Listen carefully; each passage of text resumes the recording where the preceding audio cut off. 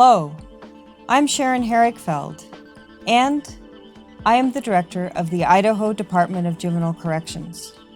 Your child has been committed to our department, and your role as an active partner in the rehabilitation process has never been more important. Your child needs support and encouragement that can only come from you. Your involvement in staffings, visitation, and counseling will facilitate their success during their placement and preparation for release.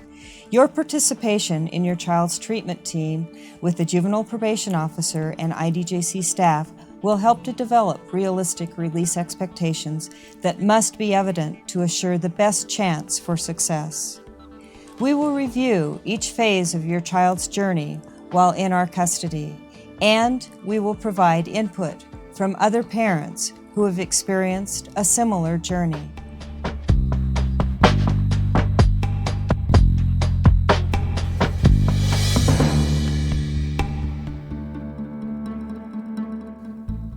There are 6 phases. They are court, observation and assessment, placement, transition, release, and aftercare. The first phase is court.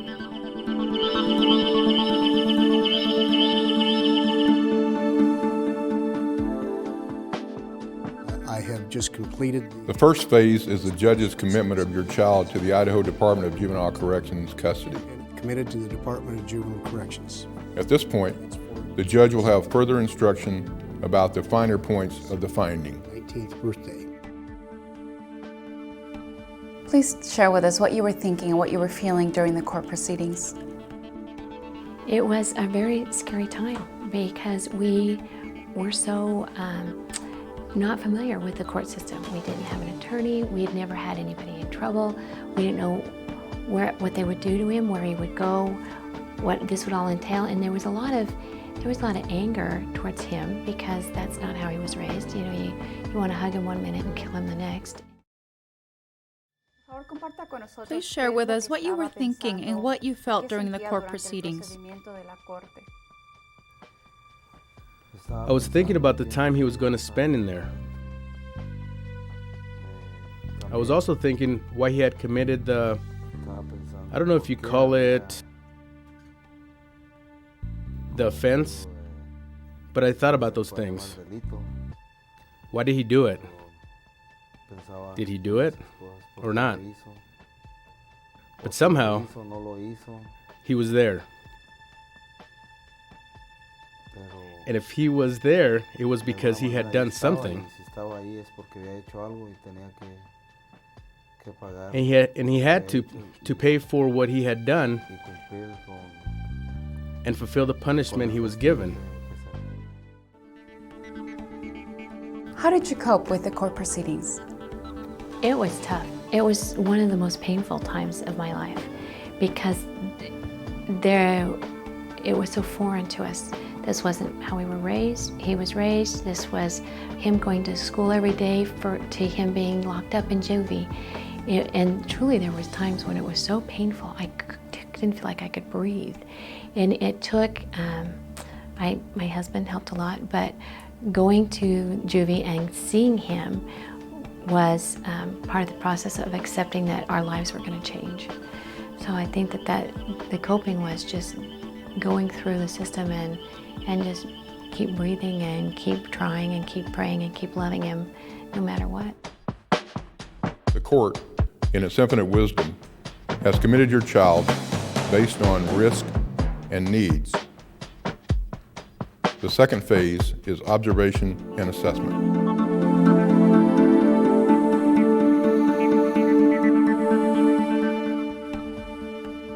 Your child will go through the observation and assessment process at either Juvenile Correction Center Nampa or Juvenile Correction Center St. Anthony.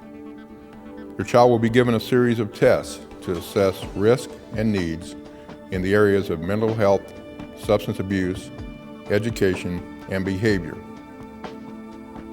The observation and assessment process typically takes between 2 and 3 weeks. Also during this time, your child is observed by staff trained in behavioral observations and interventions.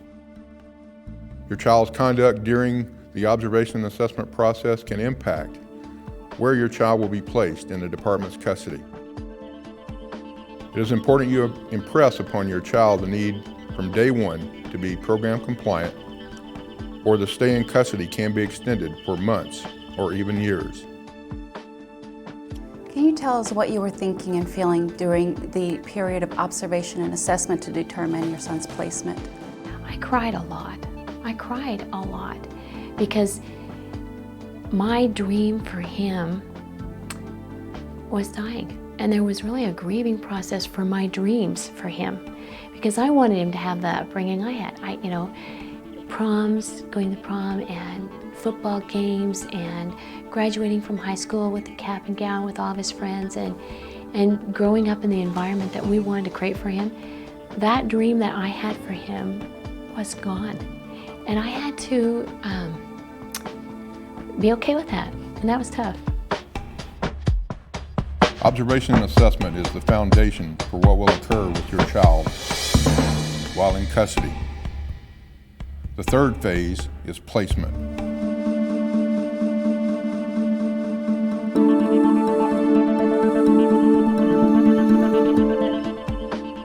After the observation and assessment process, and with that information in hand, along with all information given by county probation when your child was committed, it's time to make a decision about where your child will be placed in a treatment program.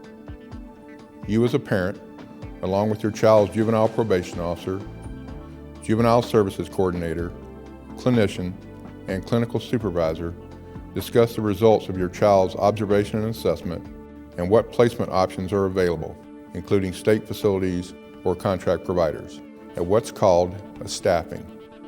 Ideally, you need to be part of the staffing. It is critical you be involved in your child's treatment from day one. Once there, your child will be provided with education, health care, and a treatment program to address risk and needs. Monthly staffings will be held to discuss how your child is responding to the treatment programming, to address any needs and issues, and to plan transition, release, and aftercare. The average length of stay in our custody of a child is between 12 and 18 months, and the average number of treatment programs a child goes through before release from custody is 2.5.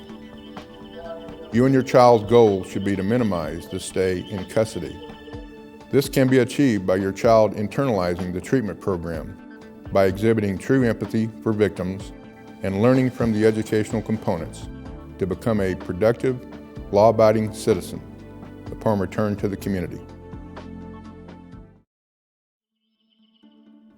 Tell us, what were you thinking? What was going through your mind? What were you feeling during the first meeting to determine your son's treatment? I was worried because they said they were going to send him to Texas. It was then that I went through a bit of depression because I thought, Texas is too far. I would not be able to see him.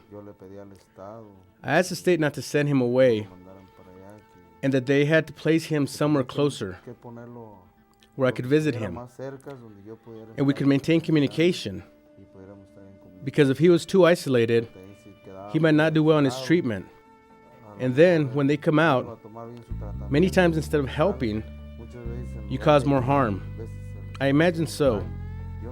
That is my way of thinking. Because when they are isolated from having contact with their parents, that may cause some damage. That was when I had the opportunity to speak with someone, the director, who were the ones that were going to send him away. Then they made a decision and they found someone, a person, who spoke Spanish and spoke English. And my son stayed here. It did not come to pass that they would send him far away. I was able to be here for him. Can you please tell us what you were thinking and feeling during the placement period? It was difficult because they had taken him from our home and had taken him to Nampa where they did this evaluation, and then it was determined where he would go. So once he was placed, and that was an adjustment. I had never been in a place where you go and they wand you? You know, they go through your purse and they make sure you don't have any guns or anything, and you go through a set of locked doors, and they're in a lockdown, and that was difficult. And as time went on, we learned what there was for him there. There was health care. He went into the system having braces, and you know, you spend $5,000 on braces, and you think, what's going to happen? And eventually, as we learned through the system, that they actually took him to his orthodontist in the town that we were living. They transported him there. He finished his orthodontic treatment. And then it became, you know, what happened as far as eye care? Well, they took him to an optometrist. He had the opportunity to graduate from high school there, and he did. And so he took the opportunity to continue his education and graduated from high school while I was in the system. What did you need from Department of Juvenile Corrections when the placement of your son was determined? I needed to know that he was safe. You know, he had his own room, it was a locked facility, the restrooms, one person in the restroom at all times. There was somebody there, they had to have permission to move from one room to another. Literally, they had to say, can I cross over? It was very structured and controlled. I didn't know that. If somebody had said, you know, he's going to be safe, he's not going to get raped, he's not going to get beaten, you know, we're not going to starve him, he's going to have medical attention, he's going to have educational attention. I needed that from the state. I needed some information to know that he was going to be okay. How did you cope with the phase of determining his placement? So the coping was an adjustment for me to let go of him as a parent and let the state take over as the parent.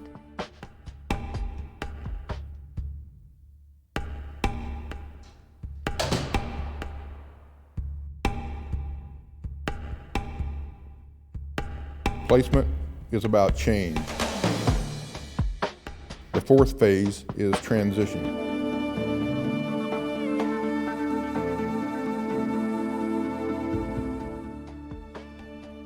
To reach this stage, your child has shown accountability for committing offenses and understands harm to victims, and risk to communities has been reduced. Now your child hopefully can go on home passes. During this final stage before release from custody, any lingering issues or concerns about your child need to be addressed. You must be part of the process to identify any and all services needed for the successful reentry of your child back into the community for such services as education, children's mental health, vocational rehabilitation, and others. Can you tell us what you were thinking and feeling during the transition period when he's getting ready to come home? I was so excited to have him back. He was incarcerated at age 16, and he got out right before he was 18, so he had been gone from us for 2 years.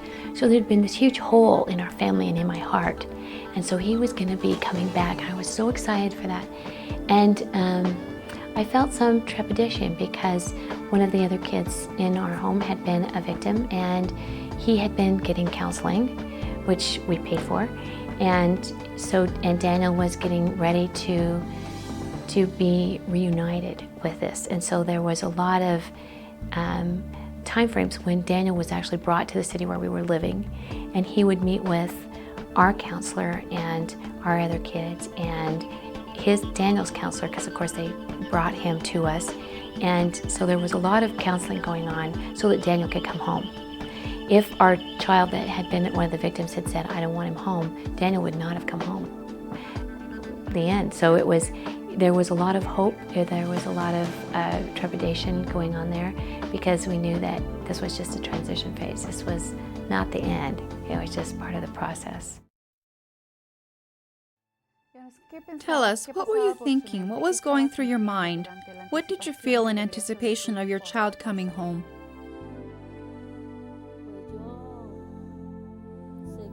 Well, I was able to go on with this phase because after that we went through some counseling, my husband and I separately, there at the Juvenile Correction Center.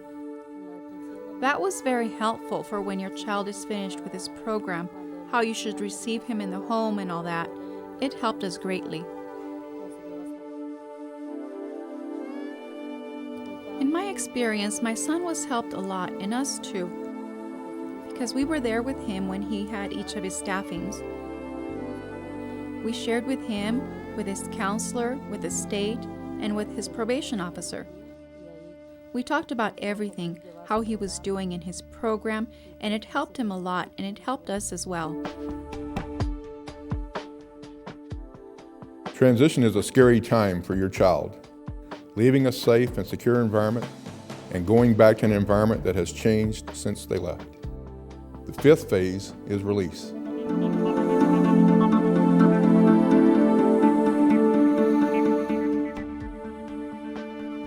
Every resident of Idaho is a customer of the Idaho Department of Juvenile Corrections. Your child needs to complete treatment goals. My hope is that during the time your child has been in custody, you and other family members and anyone else that has a stake in your child's future have done everything in their power to prepare themselves individually, as well as the environment your child is coming back to maximize potential for success and to not violate probation, reoffend, go into detention, return to our custody, or go to jail or prison. Now, once he was ready to come home, he'd been through treatment, you went through that transition phase, and he's ready to come home. They're ready to release him to you, to your custody, no longer in the state's custody. Tell us what you were thinking and what you were feeling then. There was a huge trust issue because I had trusted him before to behave how he had been taught, to make correct choices, and he didn't do that. So now we had to go back to the fact that I wasn't sure of him anymore. Was he trustworthy? Was I going to be able to leave and not make and have other kids still in the house and make sure that Daniel's treatment and counseling and everything held? The plans that they have in place, if you are in a situation and you're feeling this way, this is what you have to do.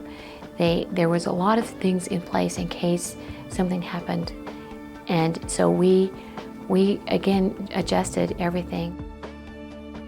The most critical stage is 1 to 6 months after release. A typical scenario is a return to negative peer group and relapse on alcohol and/or drugs. Resources such as the Juvenile Probation Officer, former Idaho Department of Juvenile Corrections programs, or community-based programs may be contacted for assistance and/or support. The sixth phase is aftercare.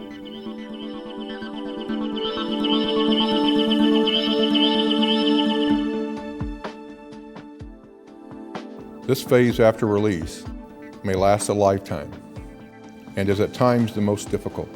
At this point, county probation officers may be assisting in finding the right solutions to ensure continued success in the community, as your child may have county probation time left to serve. I encourage you to be an active partner with county probation and protect the investment many have made in your child's future. How long has your son been home now? He's been home 2 years. There were specific steps that we needed to hit in able to facilitate that aftercare and having him come home. And then there was the period of counseling with aftercare. Then he had another counselor that the state required. And then we were doing family counseling with him on a basis. And then Daniel had group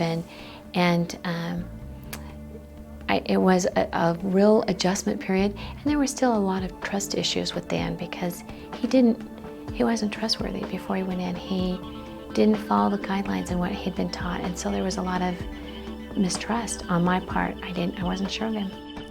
How have you coped with your son being home the aftercare period? It's been an adjustment that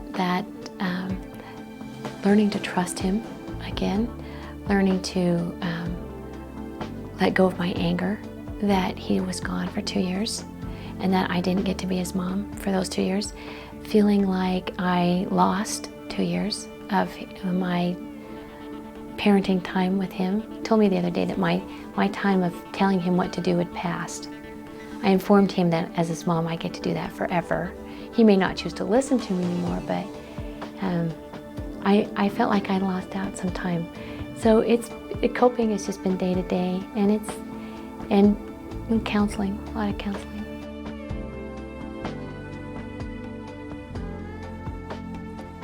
This video has been developed with you, the parent, in mind. Positive outcomes can occur when we take this journey together. Your child has the opportunity to develop the skills and behaviors to assure a successful return to the community. Let's work together to support the placement and a service plan that includes your release expectations. Your child's future is at stake.